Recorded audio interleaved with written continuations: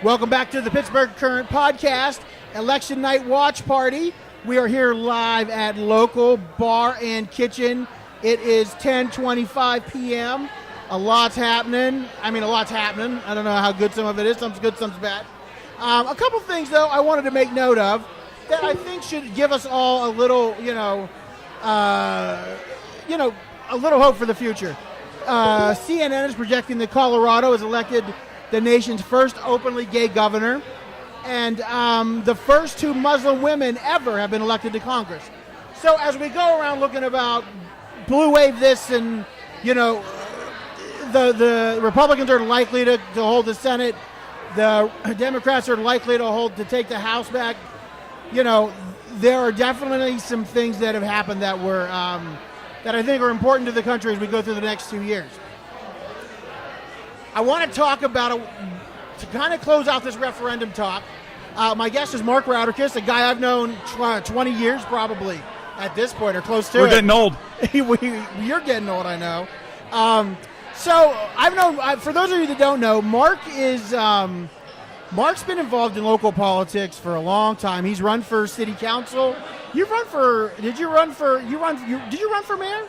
I ran for mayor. You ran for mayor, ran for city council.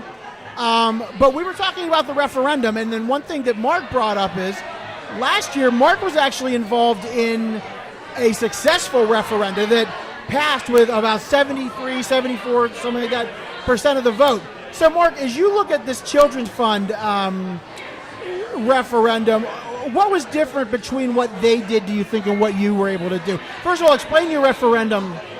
So last year the voters in the city had the choice of changing the city charter, our constitution, to allow city employees to take a part-time job with another governmental entity, which was Pittsburgh Public Schools. Sure. So in Pittsburgh Public Schools, we couldn't hire part-time coaches to if they worked for the city. And then we know that the city workforce is like the second biggest workforce in the city. Right. So if a person worked at Public Works and they wanted to coach their daughter's softball team, that wasn't allowed. And that's something that had been an issue for a long time, as far as a city employee, and Mark Brentley is the one that comes to my mind, couldn't run for an unpaid city council or an unpaid city school board position. And it ended up in court, and I think in the end Mark Brentley won, but he lost a year or two of pay. Exactly. It was a pain. Right. Yeah. So we just, it was a no-brainer, something that could change. Right. We didn't spend any money. We got 73% of the vote. And I want to hit that again. So we're hearing that that the Children's Fund spends somewhere between $1 million, $1.5 million, and you spend how much? Zero. And so how did you get the message out? What was the messaging, and how did you successfully get it out the way you did? I had Natalia Rudiak's help on city council, so she advanced it to the ballot. And we used a little bit of social media, a couple of newspaper articles. We're level-headed. It was very clear to the voters in the booth, and there wasn't a lot of add-on craziness. So it was very straightforward. So the big difference is, the referendum voters had today was going to raise their taxes. So it puts it in a whole different league. Right. And there would have been a $16-18 million fund that would be in government's hands, and it would also have hit every homeowner in the county. It is kind of funny, though, when you think about it then. 23% or so, 25%, even though it wasn't going to cost them a dime, voted against something that was going to help city kids. So I don't know. I think that's where obviously our politics plays into that thing where there maybe somebody's trying to, they're trying to hurt an employee or something like that. Those are just common sense things that sometimes they don't make sense to me when the common sense doesn't completely play out. Yeah, I wouldn't expect 100% on almost anything. It's just not going to happen. But it was a landslide. And, but I'm going to tip my hat to the people that put forth the referendum, in a sense that we need more referendums. Right. I went to vote today, and there were two people on the ballot that had no opponents. You know, we need oppositions, we need referendums, and in a way, you know, my friends in California, they had 20 ballot questions to go through. Right. So they spent the whole last weekend talking among themselves, figuring out the ballot questions, trying to sort it out and vote. And that puts a lot of power into the people. And also, it's another way to organize without being personal. You know, it's a way to put forth a question. You know, so I think we should all use this as a chance to go back and retool. And what are some of the questions that we could put to the voters? Right. Maybe binding, maybe non-binding resolutions. You know, vote on things. Yeah. You know, vote on the bike lanes. Vote on whatever's you want.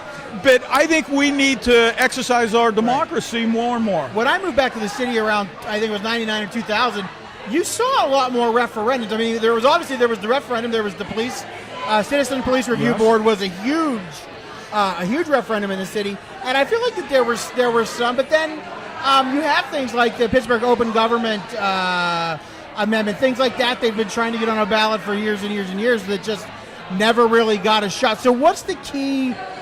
What's the key to, number one, picking the right issue, and number two, getting the support?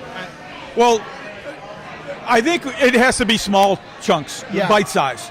You know, and you know, when it comes to helping kids, you know, the guilt trip isn't going to work. You know, and it's I work with kids all the time. You know, and in a certain way, the nutrition's certainly important, and after school activities are supremely important. But there are hundreds of small things that we could do to make that we're already spending the money on that we could reposition better.